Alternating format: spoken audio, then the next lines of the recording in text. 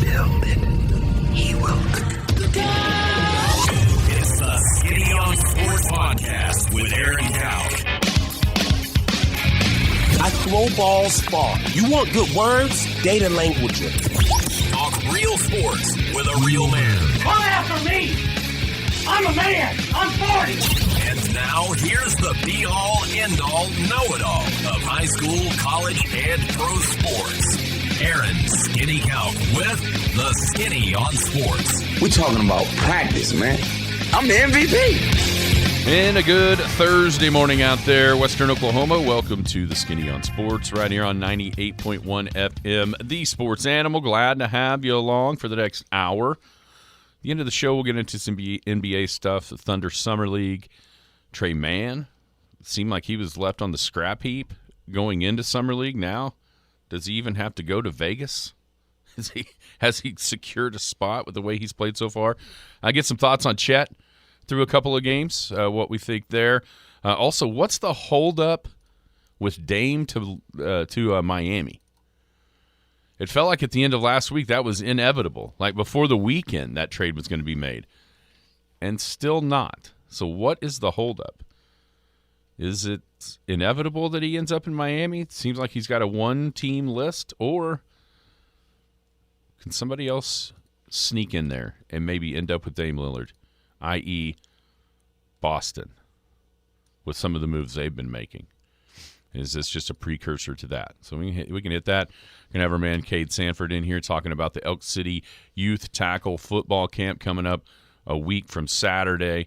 Have him explain what's going on there, who will be here, that sort of thing. Then also yesterday, all Big 12 football teams were announced. I don't know that I'd have ever thought in my wildest imagination that Kansas would have 4 guys on the all Big 12 first team and Oklahoma would have 1. But that's what happened yesterday. So we'll talk about that poll. What's going to be your best guess? The media poll come out team-wise, how they rank the teams. How do you think the media will rank the teams going into the Big 12 season? How would you do it? How would you rank, say, the top 3? And if OU and OSU aren't in the top 3, where will they be in your mind going in? So we'd love to hear from you. 225-9698 is the phone or the text line. That's 225-9698. Give us a call, shoot us a text. We can talk about any of those things. Whatever else might be on your mind, feel free to chime right in at 225-9698. If you're going to be outside the listening area, a couple ways to stay in touch with the show. Log on to kadsam.com or download the app. The app has it all. It's got radio, all 3 radio stations. It's got the Penny News, brand new edition of the Penny News, although it might be soggy with the morning rains, but you can pick up your free copy of the Penny News at your favorite local newsstand. Also, we got the Big Elk and Paragon TV on there. It'll be here before you know it. High school football just right around the corner. And then, of course, the Skinny on Sports podcast. If you miss a show entirely, you can go find us everywhere, anywhere and everywhere. Where you can locate your podcast will be on there as well. Jared, how are you this morning? I'm well. How are you? I'm tired. Why are you tired? You still recovering from the 4th of July? No, I'm recovering from the weather cover. I've just gotten lucky as all get out. But okay. I haven't. My severe weather day is Wednesday. Which was yesterday. And of course, also here's the thing, Jared. If you forget about, it's also overnight and into the early morning because I'm not off the hook till noon. That's right. And so, apparently, my phone started going off about 4:45. Was the first severe thunderstorm warning yesterday afternoon? No, this morning. Oh, this morning. I'm talking about this morning. I'm sorry. I heard you go down the studio about 4:45 yesterday. It was right before. Yes, and You've been on it for like 12 hours. Well, I went home. It kind of cleared out of here. Right. I think I left about 9, a little after 9. Yeah. Last night when those storms were down from Harmon to Jackson County through past Hollis, and I went home, and my app started beeping about 4:45. Ugh. I didn't wake up till I heard the thunder at about 5:30. Yeah. So, yeah, I've been here for a while. Well, look at you go. Good job. I walked in. Nathan was already here, and he kind of looked at me like, what are you doing? I was like, it's my weather. So I just went downstairs, did a report, and then I really was kind of surprised because at 6:30 was when the warning was for. I figured they were going to extend that thing a little bit, but they didn't. It kind of weakened a Yeah, a little bit. But so that's why woke us up too. That's why I'm tired. It woke us up before our alarms went off. And there's been a trend over there where we live, where if a little bit of a storm, a little bit of wind, a little bit of rain, and then the power goes out. So me and my wife got up and said, you know what, we better get ready before the power goes out. And then we did, and then we're just sitting there like, well, it's 7 o'clock. We don't have to leave can't believe leave that early. Power never went out. Yeah, I like the rain, but I mowed on Monday, so I'm going to mow tomorrow, it looks like. Yeah, I'm going to have to go get a mower and get mowing this evening. I was going to do that yesterday. That was the plan for yesterday. And then you know what I tried? Couldn't do it. You know what I tried on Monday? Because I had nothing to do on Monday. Okay, what? I mowed the lawn, and I did everything. I edged it, weed eat, blew it, everything. And then I've been reading a lot about this. I didn't want to go out and spend the money to buy one of these, so I made a homemade one. I made a striping kit for my mower to try to stripe my lawn. Oh, yeah. So I went back over my lawn. Mm-hmm. It didn't really take. So I'm doing some homework. So if anybody has any tips on how to stripe your lawn, I think what I did wrong, I need to do it while I mow. Yeah, I think so, as too. soon as it's fresh. And then I'm also told, I like to mow my lawn very, very short. Yeah. I'm told if you want that striping effect, you got to leave it a little bit lighter. Yeah. So it's a fun little experiment I'm trying. Yeah, it always looks cool. It does. See, I was anxious, too, because you probably saw I put a picture on Facebook of I was having fun with my drone on Monday, and I thought, okay, I'm going to stripe this thing, take my drone up, see what it looks like. It didn't really take, but still made for a pretty picture. It was so green out. But I want to figure out this striping thing. Make it make my lawn look cool. Anywho, I was hoping to have it all striped and looking all American for 4th of July. Then you gotta mow a flag in it. Exactly. I get really good at it. I could put some stars out there somehow. Yeah. Nah, but we'll figure it out. But yeah, but I'll have all the opportunity with all this rain. I know, it's amazing. I'm really nervous going on vacation and coming back to my lawn of 3 feet high. It's crazy that it's doing this right on the heels of, drought the way it's been over the last few years. And now I plan on looking at the drought monitor today because June had to been. That is a really wet month in June. For here it was. I wonder if there's any records set. I bet you Jimmy on Ag would know something like that. I bet old Jiminy Clark would know. Bet he knows. All Big 12 football teams, the preseason All Big 12 teams were announced yesterday. Interesting mix of players. Texas led the way with 5 guys, 3 on the offense, 2 on the defense. Kansas State, and TCU were next with 4 apiece. Oklahoma State was after that. They had 3 guys, 2 on defense, 1 on offense. And then lowly old Oklahoma with 1, which was Ethan Downs, newly married defensive lineman, obviously from Weatherford. Everybody knows about that. All Big 12, the Offensive Player of the Year. I was surprised by this just a little bit because of the hype that's being generated in Austin. But I think as far as if you want to look at what they've done, what they've actually done on the field, Jalen Daniels is as good a choice as any. Quarterback at Kansas really kind of led the resurgence for the Jayhawks, and their fall off started when he got hurt. And that's kind of when they kind of lost their way. So Jalen Daniels is the Offensive Player of the Year. Defensive Player of the Year, Jalen Ford from Texas. I'm going to be real honest with you. I don't even remember him. But whatever. And then Trayshawn Ward, running back from Florida, a transfer there, is the newcomer of the year for Kansas State. Just when you look through here, what caught your eye for both the offense and the defense on the All Big 12 teams? Well, Daniels as the QB1 and Offensive Player of the Year, that one stood out to me. I get it. He's a great athlete, and he was the reason Kansas had success last year. That and many reasons, but he was the main reason, and it was evident when he went down, so did Kansas. But it's Kansas, so it's still kind of shocking for me in football. you're seeing that much love for a Kansas quarterback. Is it too overreactive based off of one season? Do we need to see more? And I guess we'll find out coming up next season. So that one stood out to me, and I'm with you on the Defensive Player of the Year. I went, who? I don't remember that name. But Newcomer of the Year, I thought maybe McCullough might get attention for that one for OU. The cheetah, edge rusher, whatever position you want to put him in. I thought that might, because that got a lot of attention when he made that switch from Indiana to OU. I thought that might get some love, but I get it. Kansas State, they seem to always plug and play a running back, and they're always successful, so that might be an easy choice for the media. What's interesting to me is, you never know a newcomer, but even as a newcomer of the year, still not on the first team as a running back. That was Richard Reese and Devin Neal. So, I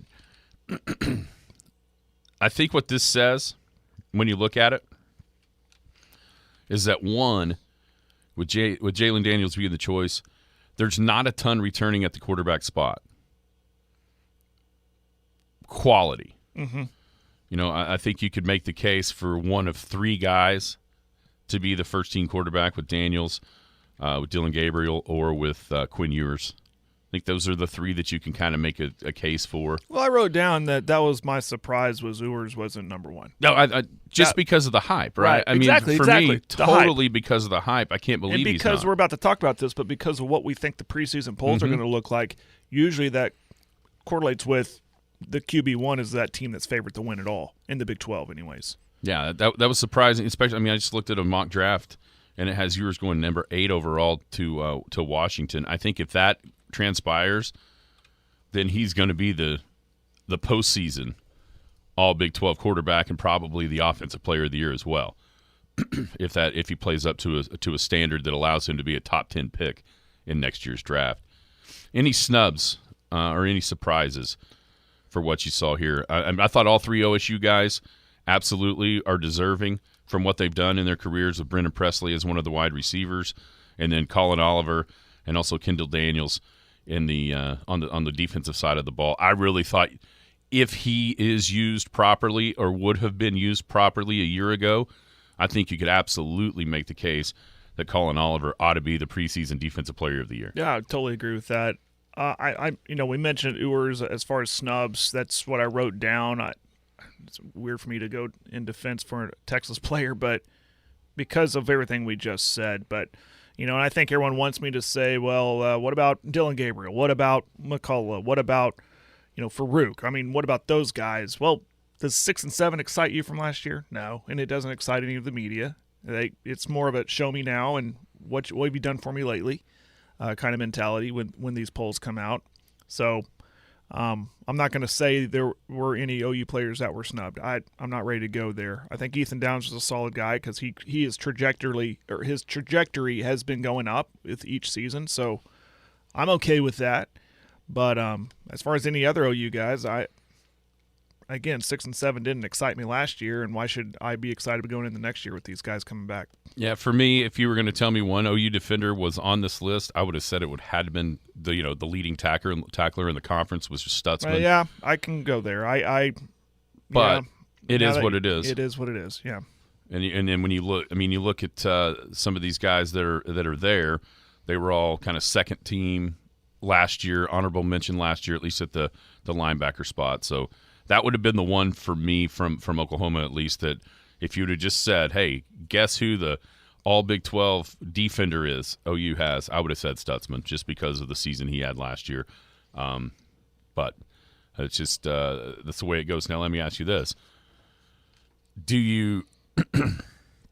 What is your guess on how the media ranks the teams ahead of media days? Well, I did you one better. I did what I think the media will do, and then I did what I think it should be. Okay. Do you want me to go all 14 or? No. Just like where top 3 and where you think OU and OSU will be. I think the media will have top 3 will be Texas, OU, and TCU. I know Kansas State's the defending Big 12 champs, but TCU is the national runner-up. I just stay with that's. Again, more of a what have you done for me lately kind of thing. But the OU-Texas thing, it's because they're Texas and OU. Texas returning a lot and everything that we've mentioned, and I don't think anyone really expects OU to go another 6-7, especially with the schedule that they have. So they still get a lot of respect. I think OSU, by the media, I don't agree with it, but I think the media has them around the 9 spot. How about you? I think the media will have Texas, Oklahoma, and Kansas State. See, it's about 50-50, TCU or KSU, TCU or Kansas State, which one? And I went with TCU just because they were in that national spotlight, had a heck of a run last year, almost won the damn thing, in the Big 12 championship game. But, and my affection for Kansas State. I always think they're the darlings and underappreciated, but they continue to challenge there at the top. I can totally agree with that. Absolutely. I think their entire offensive line is back. The quarterback, Will Howard, is back. I think that's where it kind of tips the scales. For me, if we're doing my top 3, I would have them second. That's exactly where I put them. I put Texas, Kansas State, TCU. See, I put Texas, Kansas State, and Oklahoma because Oklahoma's schedule is so easy. It's Charmin soft. I know. It's so easy. And you just – I guess I still have a bitter taste in my mouth of last year. Like, yeah, you got to show me you're better. See, you got to show me. I'm the opposite. I'll believe it when I see it that they're that bad. Oh, okay. That's just such an anomaly with some of the games. Losing by less than a touchdown. All those games, even if those halfway even out, you're looking at 9-3. That's true. And so that's where I would put for me. And then Oklahoma State, man, I have no idea. Right. I'm really. See, I think the media has them at 9. You know where I think they should be? 8, because there are teams like Baylor and Kansas and Tech that I think are maybe a tick better. Do we know anything about their quarterback play? That's right. Quarterback play, and it's going to be a different animal because Alan Bowman is more of a setback. Think Brandon Weeden, not Spencer Sanders. So then that puts the onus on the offensive line to be better, to be able to protect him, to be able to give him time to throw. And I'm just not sure where that's at. I mean, really and truly, both teams have ridiculously easy schedules within the conference. But we probably give OU a little bit more benefit of the doubt just because of what they've been. But you know what? Nobody there has proven anything, especially from the coaching staff point of view. Venables hasn't proven to be a head coach yet. But the talent discrepancy with the way that Oklahoma's recruited versus some of these teams coming into the conference, you got to think that just a little bit of a change in some of those close games, and that's not even considering the fact maybe they can just be better and the games won't be close. Right. So Oklahoma State to me is the hardest team to figure going into the year. And hey, because here's another thing. What is Mike Gundy's MO? When you don't think they're going to be very good, all of a sudden they're challenging for the conference title. History repeating itself. We didn't know anything about them a couple years ago. We were like, well, I don't know, maybe. And then they make that run and to all the way to the Fiesta Bowl and beat Notre Dame. And then last year there's a little bit more expectation for them, and they drop off a little bit. Well, and that's so it's right now it's so hard to remember that in 2022, just a year ago, they're up 17 at TCU. In the first half, undefeated, ranked in the top 10 of the country, coming off the year before where they were inches away from maybe a playoff spot. It doesn't feel like that. That is where the level that they're at, though, because maybe too much recency bias with the way the season ended last year for Oklahoma State. And even how the offseason went when players left, mainly Spencer Sanders. But, yeah, there's that bad taste in your mouth, too, for OSU. But I'm with you. It's hard for me to place them anywhere, to be honest with you, because I can see them being 10 or lower. I can see them being floating around as high as maybe 6 or 5 even. I just don't know where to put them. They're the ultimate. I have no idea. They're the ultimate wait and see team to me this year in the Big 12, because if they protect Bowman, everybody was through the roof excited.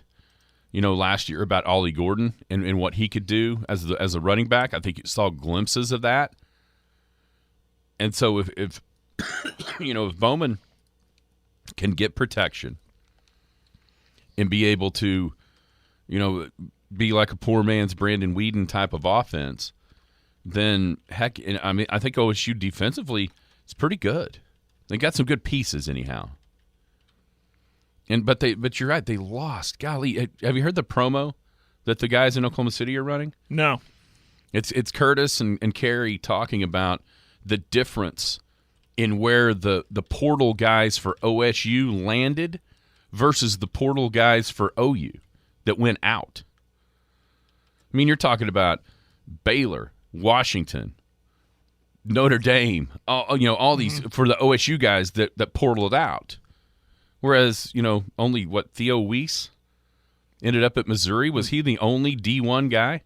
Everyone else went down a level that left OU. And the point was, look at what OSU has lost to the portal in the last couple of years. Obviously, Sanders at Mississippi. I mean, there's the discrepancy, at least on paper, of what the Cowboys lost versus what the Sooners lost. It's not even close. Right. If you just look at where the guys landed. Oh, the other way too. I mean, who came in for OU and OSU? Mm-hmm. You mentioned Bowman. We mentioned McCullough, and the who's going to have a greater impact by virtue of bringing kids in through the portal. So, and again, it's wait and see. We don't know. I mean, the spring game kind of gave us an idea for OU anyways. McCullough looked really good, but can he do that week in and week out in the Big 12? I mean, this isn't Indiana; it's OU. So well, then you think, okay, so Thomas Harper, Notre Dame, Jabbar Muhammad, Washington. Sanders obviously down in the SEC. Mason Cobb, forget about him, linebacker, USC. Yeah. Trace Ford went right down. Yeah, freaking about that one. When you think about just those names that I just said, they were such an integral part of what Oklahoma State was doing on defense last year. Then John Paul Richardson, what's he A&M? Is that where he ended up? I think so. Stephon Johnson, Houston, inside the conference. I know that's a D1 now, and of course, we mentioned already that Sanders, Dominic Richardson, inside the conference. So it's a really, really interesting to see what the Cowboys end up with going forward, because Gundy does have and has earned that right and that reputation of when their backs are against the wall and nobody's expecting a thing out of them, they come out and they're right in the mix to win the conference. And schedule-wise, I don't see why not. Yeah. I mean, I don't know off the top of my head, but they do get OU in Stillwater. Okay, their road games are Iowa State, West Virginia, UCF, and Houston. They miss Texas. They missed Tech. They miss TCU. And they miss Baylor. They don't play a single one of the Texas. That's right. I forgot about that. A single one of the Big 12 Texas schools. They get all the newcomers. Schedule's there. No doubt about it. The schedule's there for Oklahoma State to be right in the mix of the Big 12 Conference. But there's a lot of questions. I mean, you want to talk about going out on a limb? You have to go out on a pretty small, way out there on a limb to pick them after finishing 5th last year, to pick them any better than that. But the recipe could be there for Oklahoma State. And then, of course, Oklahoma, their schedule is so weak. I mean, well, yeah, and thinking about it, the case for OU going into next year, the schedule for one, how the season ended, even though it was a loss to Florida State, the run game looked really, really good. So there's hope there that the run game will be better. And then, of course, the one-score losses, you'd hope that would flip the other way. Maybe the defense can figure some more stuff out under Venables, and he's brought in guys through the portal, like we said, in recruiting. So we'll see. I mean, there's the case for him, but I'm still kind of apprehensive with his with the track record of what Brent Venables has on defense. It's hard to believe that they'll be that bad again. Right, clear down at the very bottom of the country. He was dealing what he was given to him basically. Now he has his team, more of his team, not all of it, but yeah. So we'll see. We'll see. I mean, that's been kind of the rallying cry during the Riley years was, well, the defense can't be as bad as last year. Well, And it turns seems to out keep on getting worse. kept getting worse and kept getting worse.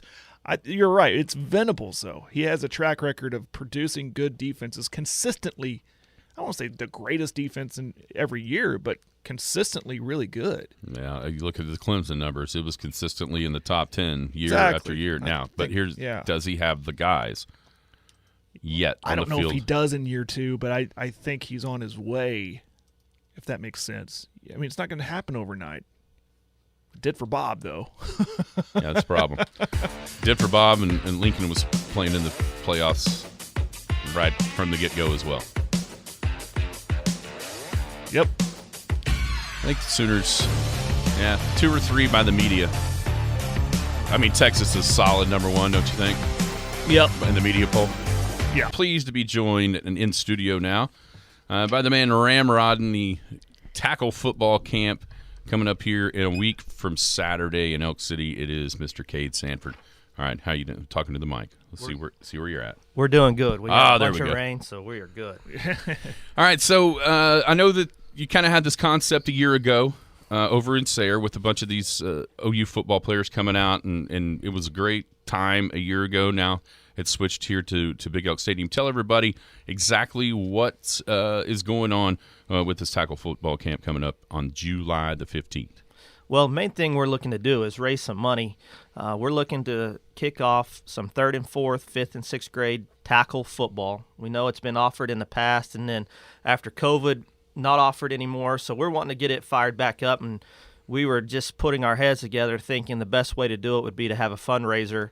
And this camp was such a success last year, we thought, well, let's bring it over here and let's make it even bigger and better. So contacted these guys that had come out last year, and I know we had most of these guys back and maybe a few new ones. But anyways, we talked to them, and they were interested. They enjoyed it last year and said definitely they wanted to come back out. So we got this set up, kind of late notice, but we're hoping July 15th that everybody can show up and have a good time. Who all is this offered to? So this is open to anyone. If you're a 3rd grader, or it's the grade you're going into, so if you're a 3rd grader or a senior, this is for you. We are really pushing it towards our high school kids or junior high kids right now because it says youth football camp, but it's to raise money for youth football. But this will really be targeted as a high-level camp. These guys did some high-level stations, so if you're a junior high or high school player or know of one, suggest that they come to this camp because these are high-level guys, D1 guys. I was listening on the way in. I mean, we've got the only Big 12 preseason guy coming in, Ethan Downs. We've got Danny Stutzman coming in. And if you look down at the bottom of the list, we've got Jackson Arnold, the number 1 quarterback in the nation last year, Elite 11 champion, maybe a Heisman contender in the next year or two coming in, and a lot of other guys in here. Jalil Farouk, another guy that's had a lot of success. So these guys know what they're doing, and they did a fantastic. Everyone who left camp last year, matter of fact, we had some OSU and Texas fans, and it was the Texas fans last year who said they were a little leery about coming to camp, but afterwards he said, I might even cheer for OU this year after meeting these guys. So the guys did a great job. How do you put this I mean, I know you have your connections. You call them individually. Is there an NIL thing? How's this work? So last year I set up an NIL deal. Still have it in place, but believe it or not, we just have a group chat or group text between these guys and the guys who couldn't come. Like we had Drake Stoops last year. He couldn't come this year. We actually had Dylan Gabriel on to come, and he had to drop out about 2 weeks ago. But he said I can get Jackson to fill in for me. So just have a group text between them, and just Ethan actually has been the one that kind of ramrods it, and just they're all willing to help, and they enjoy it and do a good job. Yeah, I mean, I know there's fans of a bunch of different schools in college football and whatnot, but the idea that a 7th grade, I mean, I think about like Wyatt going into the 7th grade, the idea that he can come right out here and get to hang out with and learn from guys that'll be playing on Owen Field in the fall. I mean, that's almost like a dream come true, at least in my mind, thinking back when I was a little kid. Right. If I would have told you that Brian Bosworth and Jamel Holloway were coming to town, I would have signed up in about 5 minutes. I would have made sure I had extra lines because I actually had the haircut, and I'd have made sure I had extra bright colors in to go meet the boss. But yeah, these guys, like I said, it's pretty personal. They'll get to spend a lot of time with them, whether it be during the lunch hour. We have lunch will be provided. T-shirts will be provided. They can get autographs, and they get to know them kind of on a personal level. We have one station is what we call it, but it's just some time where we just call it Words of Wisdom. Same thing they do at OU camp, but where the younger guys that are the campers can ask these guys questions of, what's it take to get to that level, or what do you think about this or that? And I think the first question last year to Ethan Downs was, how much do you bench press? So, every third grader wants to know how much he can bench press. But, there's just lots of one-on-one time, whether, you really don't even have to be a football player. You could be you don't even have to play football. If you just want to come be around the guys, come spend a day running through drills. It's not tackle. It does say tackle, but you don't need pads. You don't need a helmet. You just need shorts and a T-shirt and a lot of energy. So I'm a girl dad. I don't have boys, but I want to come. So I see there's a spectator fee. What is that about? Right. So we want to, again, we're here to raise money, but we know there's a lot of people that would like to just come and watch and see these guys in Big Elk Stadium up close and personal. So if you want to show up, just bring $10, show up, sit in the stands, bring a umbrella for some shade, and watch and see these Big Elk players participate in camp and see the OU guys showing them what to do. We're hanging out with Cade Sanford, Oak City Youth Tackle Football Camp coming up on Saturday, July the 15th, a week from Saturday. So you're talking, we're raising money. What exactly is the goal? What exactly, who exactly is the money being raised for? So we have really just started in the last month or so, but we're just trying to set up 3rd and 4th, 5th and 6th grade tackle football. Like I said, it's not been offered around Elk City here lately, but we want to get it started, want to be able to provide equipment, provide uniforms, and get into a league where we can go and play games with 3rd and 4th grade, 5th and 6th grade football. It's Elk City football camp, but this is open for everybody, am I right? Correct. Yes, it's open. If you're a big-time football player in Thomas, or you're a big football player in Burns Flat, Mangum, Altus, we had kids come in from North Texas last year. Wherever it is, and you want to be part of this camp, yes, please come. Get registered at Elk City Youth Tackle Football on Facebook. There's plenty of links on there and plenty of videos of these guys kind of hyping camp. So come on, let's go. Yeah, that was going to be my next question. Where can people go to get this information, get their kids signed up prior to actually walking out there on the field that Saturday? Right. You can check us out on Facebook is the easiest way to find us at Elk City Youth Tackle Football. I'm sure the Skinny on Sports will repost it later, but just come check it out. Like I said, it's going to be a great day. Sounds exciting. I never thought in the year 2023 we'll have that many OU players at Elk City Football Stadium, Big Elk Stadium.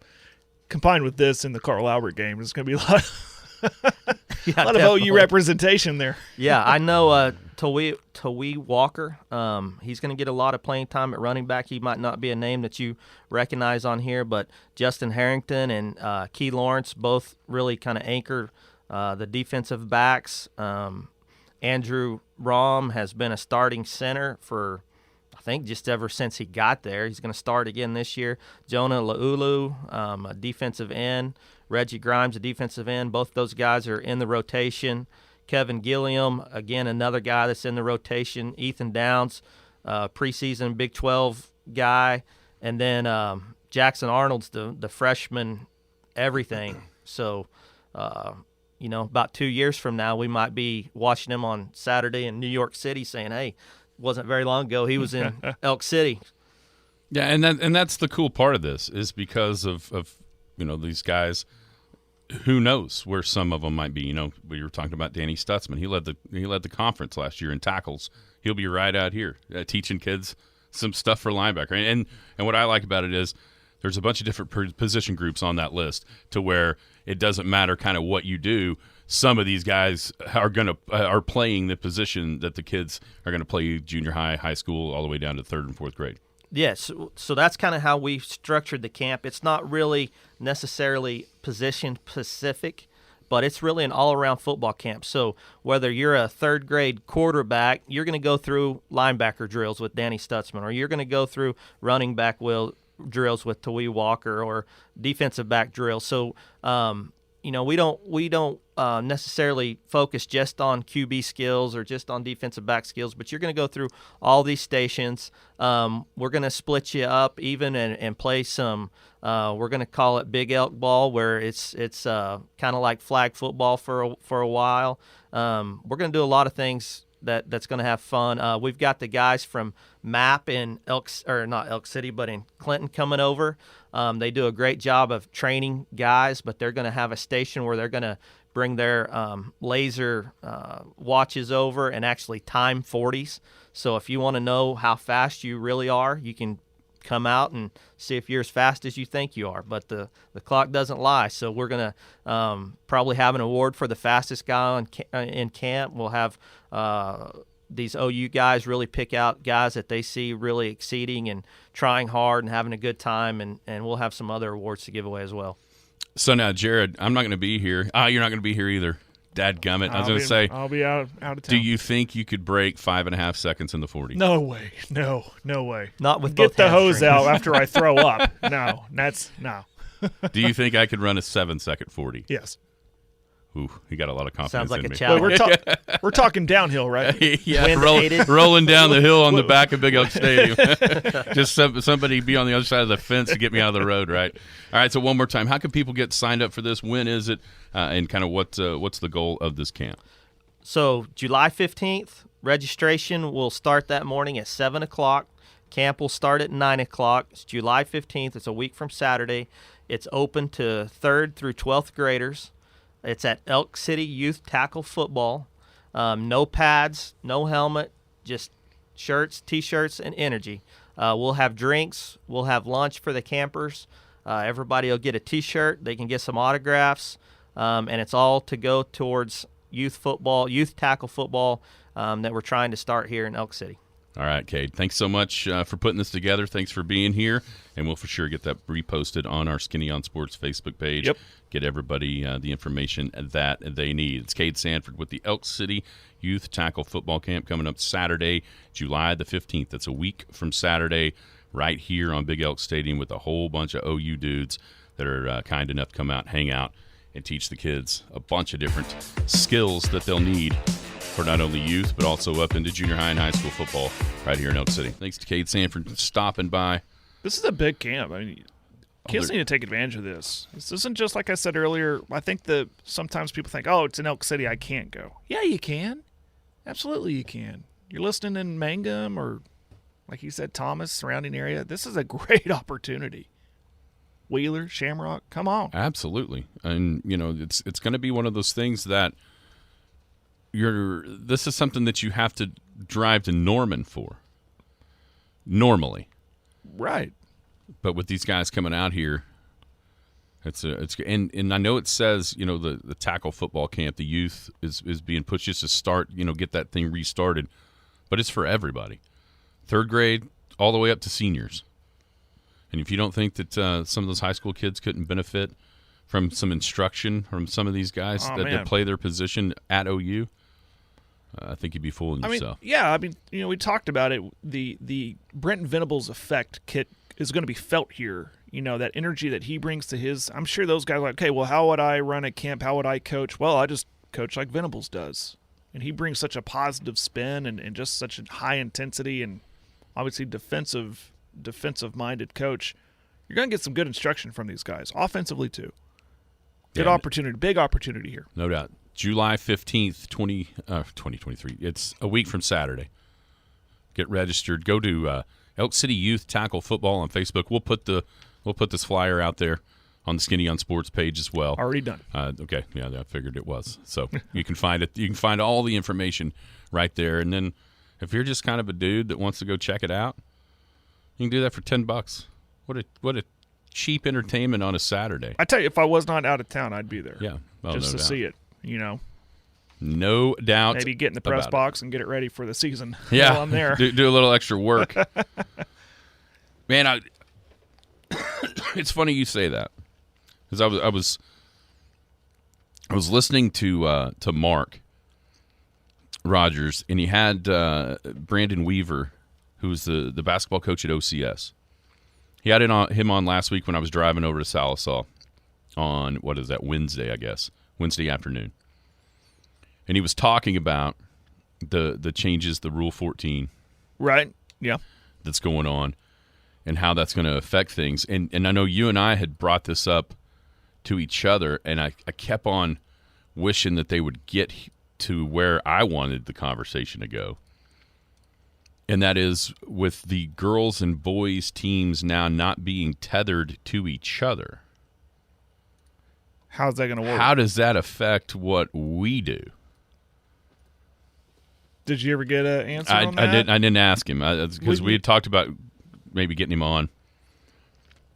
And that's I think that's a huge negative toward this for certain places, if I'm understanding it correctly. Yeah.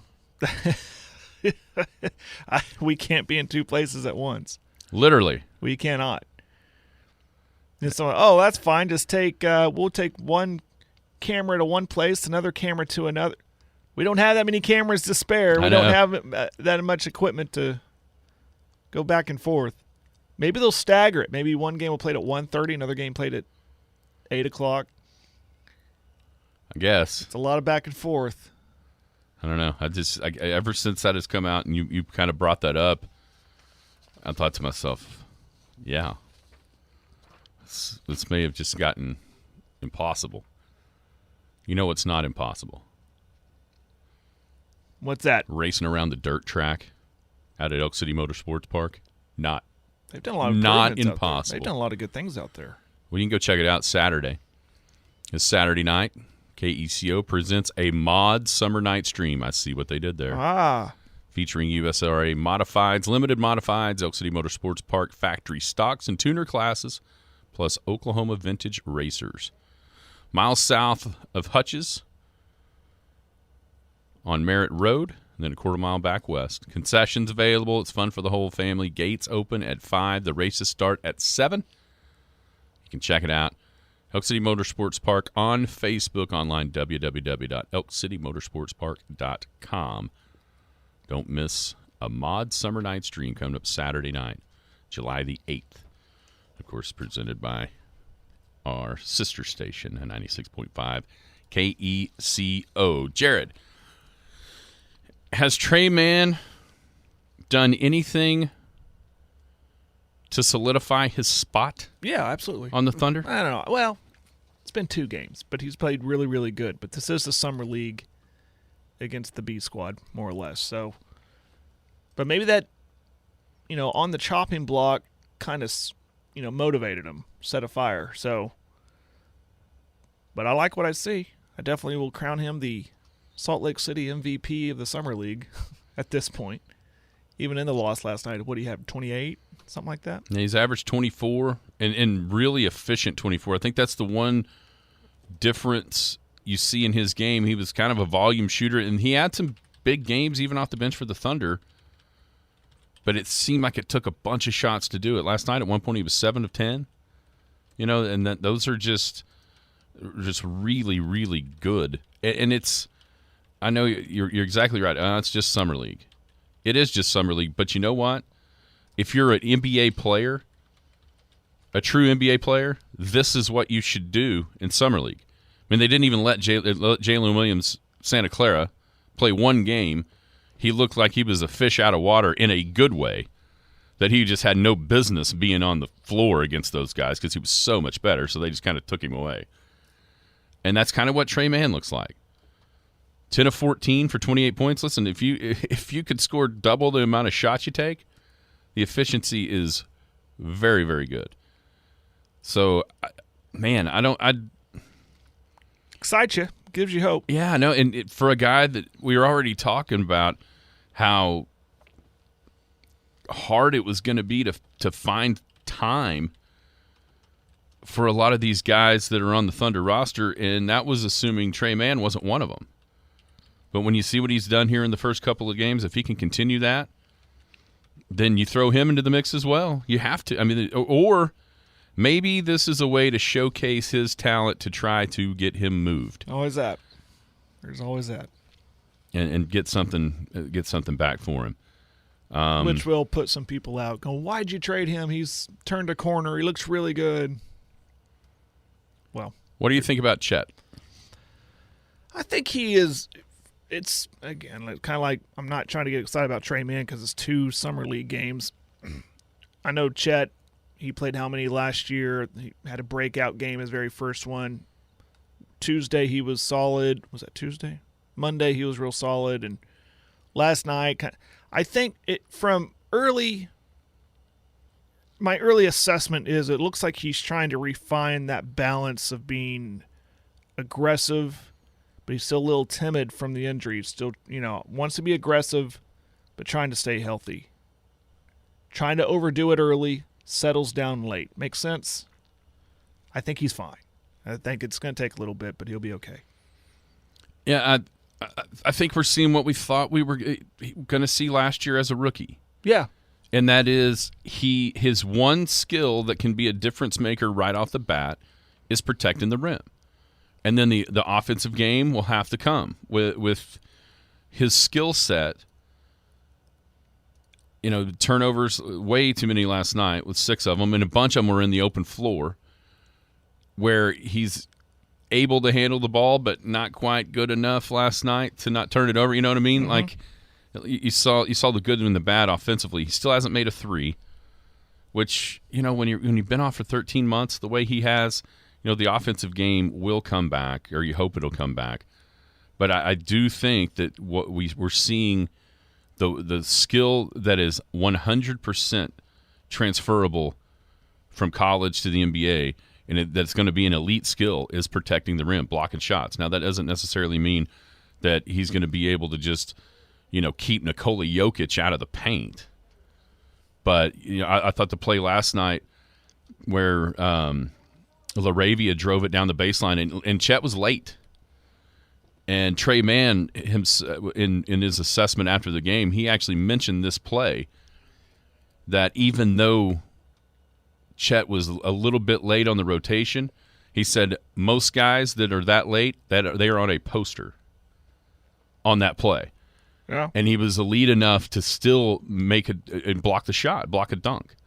And he said that's the thing that at least right now will for sure translate even into the NBA game, is being able to be there at the rim on help defense or coming from the backside, whatever it is. He's going to be able to be an elite rim protector right off the bat. And rebounder. He had 11 last night. 11 last night, yeah. So there's still that to his game. I think the rest will come. Yeah, when he kind of gets reacclimated, because we just started to see that last year after the summer league, thinking, okay, there's some positives here, and then the injury occurred. I just think he has to get reacclimated. We got to keep telling ourselves too, this is his rookie year. That's right. Okay, so he's still technically classified as a rookie. So I'm fine with him. I'm not ready to press the panic button yet. After an X amount of summer league games from last year and this year, I'm not. No, I'm not either. I think he'll be just fine, and he'll be able to really step right in and start at one of the better ones in the league at protecting the rim right off the very bat. And then that's where the promise of him comes, right? Mm-hmm. He's gonna have that elite skill set no matter what he does on offense, and if he can put that together, then watch out. That's when you got the player that the Thunder hope they draft at number 2.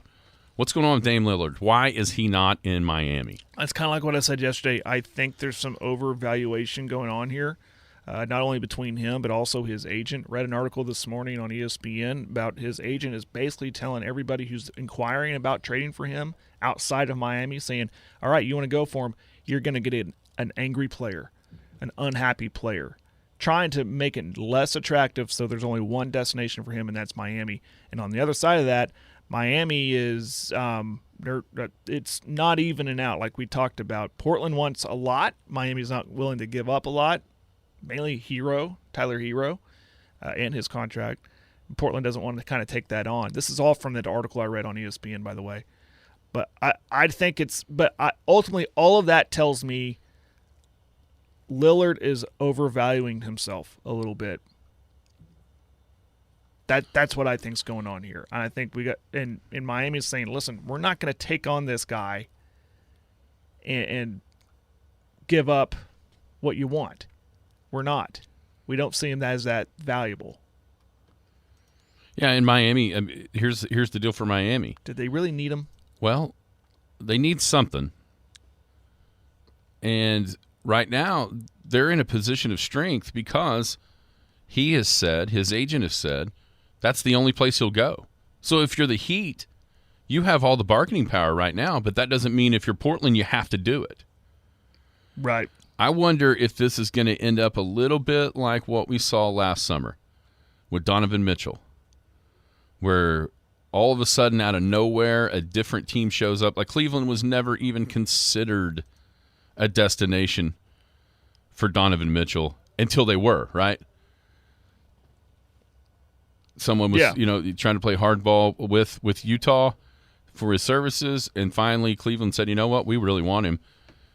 We'll take this. Do you think Portland has any sort of obligation to Damian Lillard to send him just to Miami and take whatever they get from the Heat? Or if you're Portland, we'll try to do that, but if they don't present the best trade package for us, sorry. You're going where we can get the most for you. I think it's that. I think it's because the GM I forget his name, but he's said we're not just going to honor a trade request and take on nothing in return. He said it's still a business. This is a business, and it has to be good for both parties involved. And he wants to help out Lillard, but he's going to need something in return. I think he's seen bad trades happen. Paul George, look at the Paul George trade 4 years ago. It was the anniversary yesterday. Yeah. And when you look what Oklahoma City got for Paul George. I sat down and thought, is the jury still out? Did Oklahoma City win that trade? Or is it just still too early? I mean, it's still too early because we're still reaping the benefits of that trade. No, it's not too early. All that's going to happen by the time this thing is all spent is that it just looks worse and worse for the Clippers. It's already won. Oklahoma City got Shai Gilgeous-Alexander and Jalen Williams out of this trade. Yeah. It's already a win, plus what they still have way in the future. No, it's just going to be running up the score by Sam Presti as these picks or as these swaps become actual people. I think Portland's GM, I think Conti or something like that, he's seeing some of these trades go, when these players, these superstars, these guys that have grown up essentially in their franchise, won out, and then the franchise gets literally little to nothing for the trade just because you're honoring a guy that's honored you for so long. But I think he's stepping back going, this is a business. This is still a business. I still got to be profitable. I want you to be profitable. Let's make a deal. Let's make this work. But I'm not giving you up just because you tell me to. And he saw what happened with I'm just using that as an example. I'm not saying that's what he said, but the Paul George trade to the Clippers. And there's been other examples throughout the years, even before that, where guys, and I like it. I like how, because we've kind of we've been disgruntled with why are the players running this league? They're demanding trades. They're demanding that they want to go play with this guy, and they're opting out of these deals to get huge mega deals to be a part of a super team. I like how the GM here is kind of standing his ground. And I also like Miami too. Guys saying, okay, we're not giving up that much for this guy. Yeah, if we're the only place he'll go, we don't have to. Exactly. But at the same time, it'll be really interesting. And then what if nothing happens? What's Lillard's attitude in Portland after this? It's kind of the problem if Does he hold out? He can't hold out, can he? Well, he's not going to give up $200 million. That's a big part of this. is he's on that extension 4 more years for $200 million. So if you're Boston, if you're Philly, or if you're whoever, not named Miami, how much faith do you have that you get Damian Lillard and not a Damian Lillard that's pouting that wanted to go to Miami? Right. When you're on the hook for that much money, a guy that's 32 going to turn 33 and be 36-7 by the time this thing is over, that being his contract for all that money. Now, I read a report yesterday, that Golden State was nearing, if they wouldn't have traded for Chris Paul, that could have been a destination. And that's one which he would have done because that's where he's from. He's from the Bay Area. Man, if you'd have, looking back at that one, I think Golden State may be, if you can make the right deal there, I think they'll be probably wishing they'd have done that. Because Lillard at his price tag, but the 1 year, but the deal is it's 4 years instead of, 1 to get off of Chris Paul. But, man, I just have a feeling that it's been Miami, and then I don't know how long it's going to take, and I think the longer it takes, the more realistic it is that it's somebody else. And I just have to wonder what Boston is doing, trading away Marcus Smart, trading away Grant Williams. Sure seems like they're making moves to do something. And is it, another thing about this, Jaylen Brown, why haven't they got a deal done with Boston? Are these moves precursors to a mega Jaylen Brown and whatever for Damian Lillard and whatever? Sure seems possible to me. Yeah. If Lillard would acquiesce and get off of the Miami or nothing stance.